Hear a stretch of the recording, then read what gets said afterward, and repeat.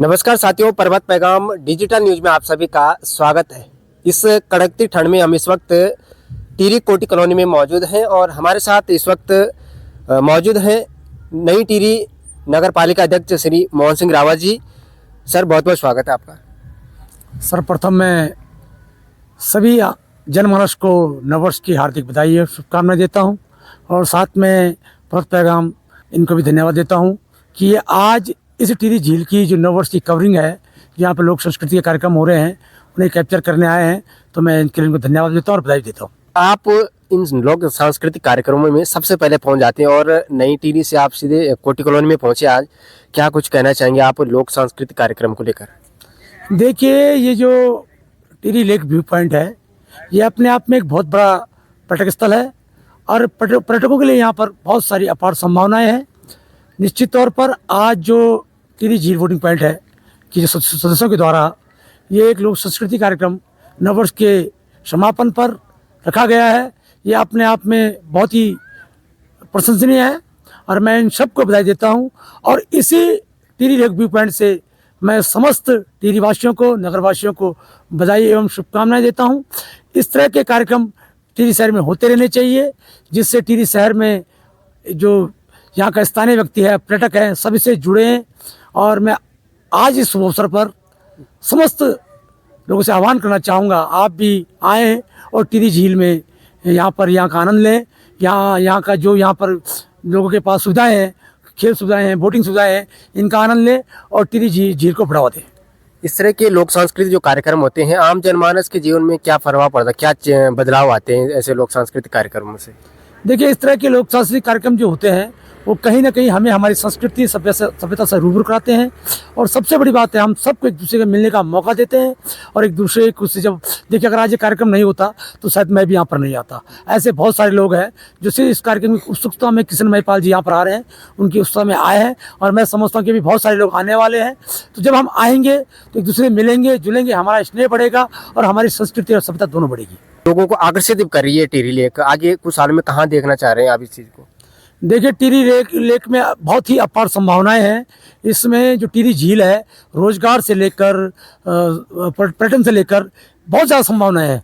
और अब धीरे धीरे आप देखेंगे एक समय ऐसा होगा जब टिहरी झील जो है पूरे देश में पर्यटकों के लिए, विदेश में पर्यटकों के लिए की एक महत्वपूर्ण जगह होगी और आप पाएंगे कि धीरे धीरे यहाँ पर बहुत लोगों को यहाँ पर पर्यटन में जब भीड़ बढ़ेगी तो रोजगार भी मिलेंगे, यहाँ पे सुविधाएं जुटेंगी और टिहरी झील अपने आप में एक बहुत ही महत्वपूर्ण पर्यटन डेस्टिनेशन होगा। नई टिहरी नगर पालिका अध्यक्ष होने के नाते और जब भी मैं नई टिहरी पहुँचता हूँ तो हर किसी की जुबान पे यही है कि मोहन सिंह रावत जो है अच्छा काम कर रहे हैं, लेकिन आप युवाओं के लिए आपकी क्या दृष्टि है आगे आने वाले समय के लिए? देखिए, अगर मैं आपको वास्तविक में बताऊँ, आज युवाओं को आगे आने की बहुत ज़्यादा ज़रूरत है।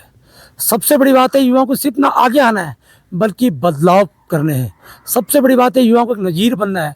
जो आज हमारा उत्तराखंड, हम कहते तो है हमारा बहुत सुंदर राज्य है, लेकिन पहाड़ों की जो दशा हो रही है, जो प्लान हो रहा है, जो रोजगार का अभाव हो रहा है, उसका सबसे बड़ा कारण है कि आज जो उत्तराखंड है ये कहीं ना कहीं ऐसे हाथों में है जिस उत्तराखंड को पनपने नहीं दे रहे हैं।